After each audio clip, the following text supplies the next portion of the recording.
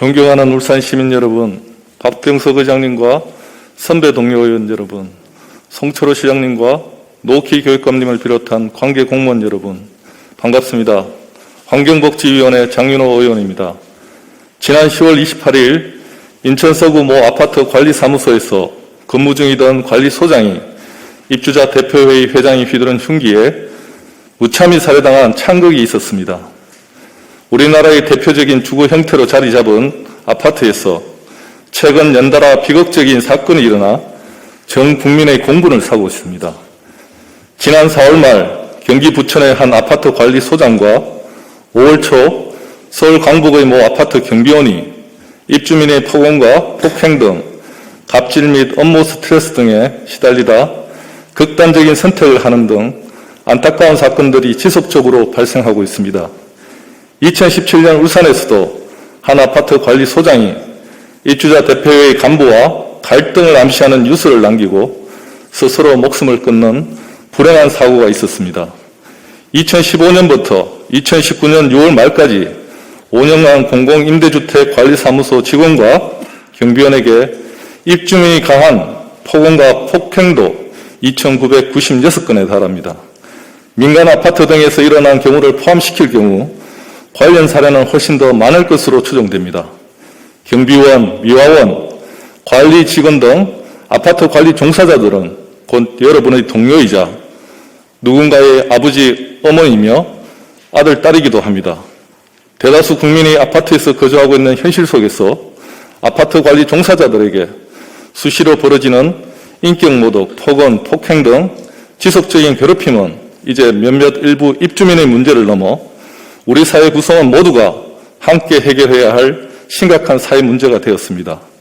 임시계약직과 같이 불안정한 근로관계, 제대로 된 휴게실조차 없는 열악한 고용 환경 등은 아파트 관리 종사자들이 관리 업무에 대한 긍지를 갖지 못하고 불이익을 감수해야 하는 상황을 초래하고 있습니다.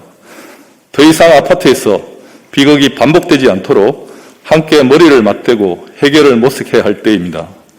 먼저 아파트에서 일어나는 갑질, 부당간섭, 부당지시 등을 근절하기 위해서는 관리사무소가 입주민 전체의 권익보호와 생활 편익 향상을 위해 존재하는 공공성을 지닌 기구라는 점을 입주민 등이 이해하고 인식과 사고를 전환하는 것이 중요합니다.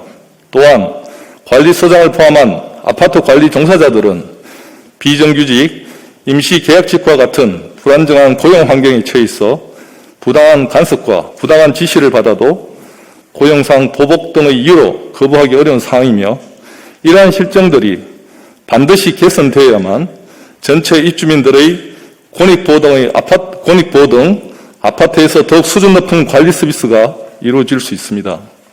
둘째, 현재 아파트 관리 현장은 입주민의 여사와 안전을 고려하지 않은 채 아파트 관리 종사자인 관리사무소 인력을 무분별하게 감축해 만성적인 인력 부족에 처해 있습니다.